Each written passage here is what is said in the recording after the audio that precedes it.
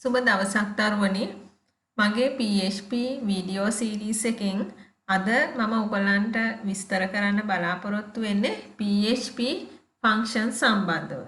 PHP තියෙනවනේ built in function තියෙනවා user defined function තියෙනවා. මම මේ වීඩියෝ එකෙන් ඔයගලන්ට මේ user defined function සම්බන්ධව පැහැදිලි කිරීමක් කරන්නම්. දැන් අපි PHP වල ෆන්ක්ෂන් එකක් ලියන්නේ මෙන්න මේ සින්ටැක්ස් එක පාවිච්චි කරලා.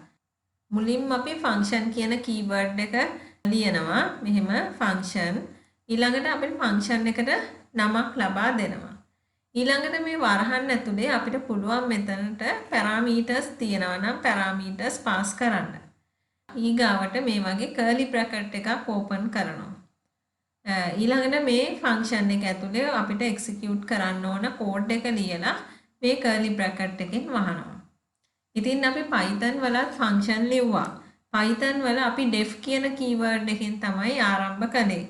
ඊළඟට ෆන්ක්ෂන් එකේ නම ලියන්න කියලා කිව්වා. Python වලත් වරහන් ඇතුලේ අපි parameters දුන්නා. මේ curly bracket එක වෙනුවට Python වල තිබුණේ colon එක.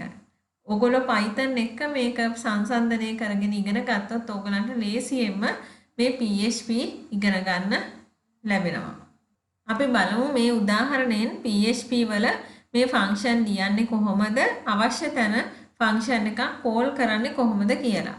ඉතින් ෆන්ක්ෂන් කියලා මෙහෙම ලියලා මේ ෆන්ක්ෂන් එකේ නම ලියලා තියෙනවා. මේකේ දැන් මම පැරාමීටර්ස් මොනවත් පාස් කරලා නැහැ. මේ ෆන්ක්ෂන් එක ඇතුළට ගිහිල්ලා echo hello ශ්‍රී ලංකා කියලා දීලා තියෙනවා. ඉතින් ඔය ෆන්ක්ෂන් එක ඔහොම තිබුණාට එක්සිකියුට් වෙන්නේ නැහැනේ. Python වල ෆන්ක්ෂන් වගේ නේද? Python වල ෆන්ක්ෂන් උත් එහෙමයි.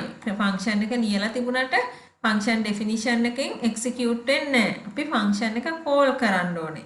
අපි අවශ්‍ය තැනට ගිහිල්ලා මේ ෆන්ක්ෂන් එකේ නම දුන්නා. මෙතන පැරාමීටර්ස් මොනවා හරි දාලා තියෙනවා නම් ඒ පැරාමීටර්ස් වලට ඕන කරන ආගියුමන්ට්ස් මේක ඇතුලේ දෙන්න ඕනේ.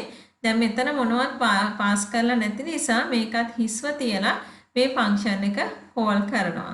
ඔන්න දැන් තමයි මේ ෆන්ක්ෂන් එක එක්සිකියුට් වෙන්න පටන් ගන්න. පටන් අරගෙන තිරේ පෙන්නනවා hello ශ්‍රී ලංකා කියලා. මම ඔයගලන්ට මේක ඇත්තටම PHP වල වෙන්නේ කොහොමද කියලා පෙන්නන්නම්. අපි මේ ෆන්ක්ෂන් එක ලියමු. මම ලියනවා function print name parameters pass කරන්නේ curly bracket එකක් අරිනවා. curly bracket එක වහනවා. හරිද? ඒක ඇතුලේ මම ලියනවා මේක ඕන තැනක ලියන්න පුළුවන් අර Python වල වගේ indent කරන්න ඕනේ නෑ. මම ලියනවා echo hello student කියලා. දැක්කද? කිසිම output එකක් නැහැ. නේද? කිසිම output එකක් නැහැ. ඇයි output එකක් නැත්තේ?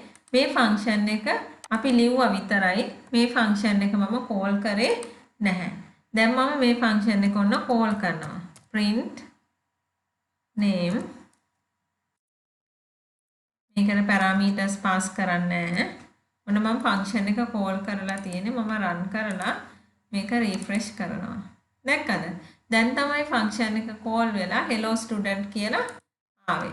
දැන් මම function එක දෙසරයක් call කරා කියන්නකෝ. print name ඔය බලන්න මම function එක දෙසරයක් call කරනවා. දැන් මොකද වෙන්නේ? අන්න දෙසරයක් අපිට output එක screen එකේ බලන්න ලැබුණා.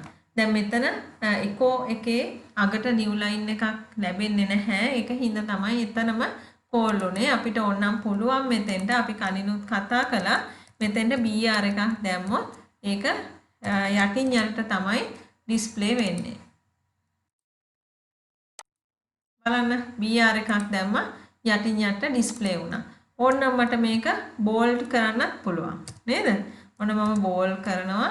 අර මං කලින් වීඩියෝ එකෙත් ඔයගලන්ට පෙන්නුවා මේ වගේ කොහොමද format කරලා අපි ගන්න කියලා HTML embed කරන්න පුළුවන් හින්දා ඔය විදිහට පුළුවන්. දැන් මේ එකම ෆන්ක්ෂන් එක තමයි දෙසරයක් කෝල් උනේ. ඒක නිසා මේ විදිහට අපිට output එක එනවා.